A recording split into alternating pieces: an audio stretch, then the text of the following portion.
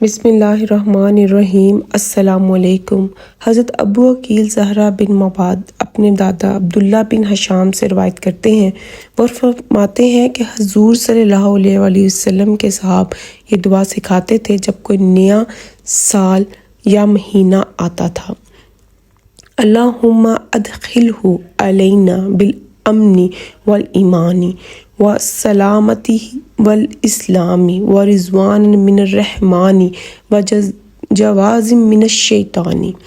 یا اللہ، اس نئے سال یا نئے مہینے کو ہم پر امن اور ایمان کے ساتھ، سلامتی اور اسلام کے ساتھ، رحمان کی خوشنودی کے ساتھ اور شیطان سے حفاظت کے ساتھ داخل فرما۔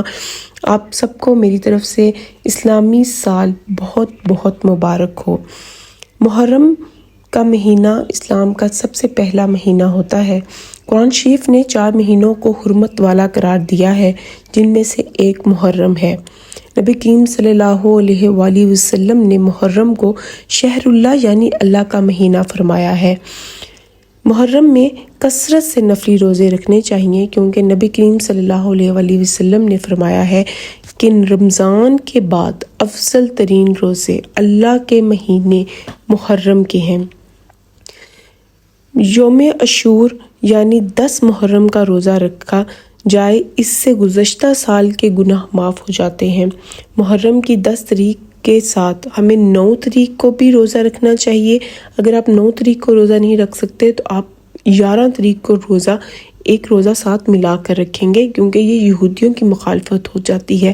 یہودی بھی عاشورے کا روزہ رکھتے تھے، کیونکہ اس دن حضرت موسیٰ علیہ السلام کو فرعون سے نجات حاصل ہوئی تھی، تو وہ اللہ کے شکر کے طور پر روزہ رکھتے تھے۔ تو اس وجہ سے نبی کریم صلی اللہ علیہ وسلم نے روزہ رکھنے کا حکم دیا، اور ساتھ ساتھ یہ بھی فرمایا کہ اگلے سال 9 محرم کا بھی روزہ رکھوں گا، لیکن اپنے اللہ کے حکم سے اس دنیا سے پردہ فرما لیا۔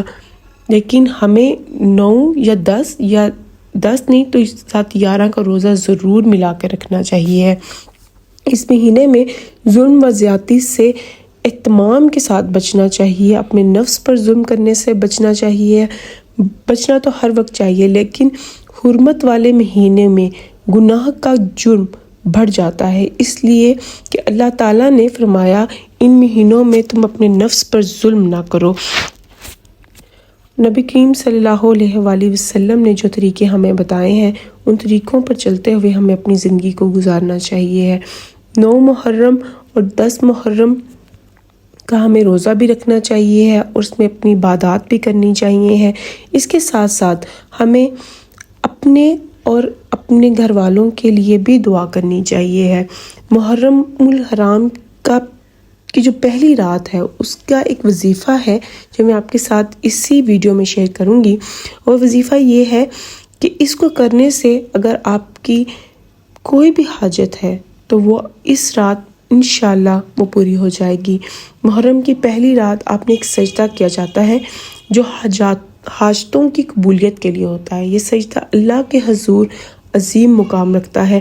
محرم کی پہلی رات سال کی پہلی رات ہوتی ہے۔ اس رات آپ اللہ پاک سے جو بھی مانگیں، اللہ پاک اسے آپ کو نواز دیتے ہیں۔ آپ اپنی محبتیں مانگیں، پسند کی شادی، اولاد کی شادی، دولت مانگیں، اللہ پاک لازمی عطا کریں گے۔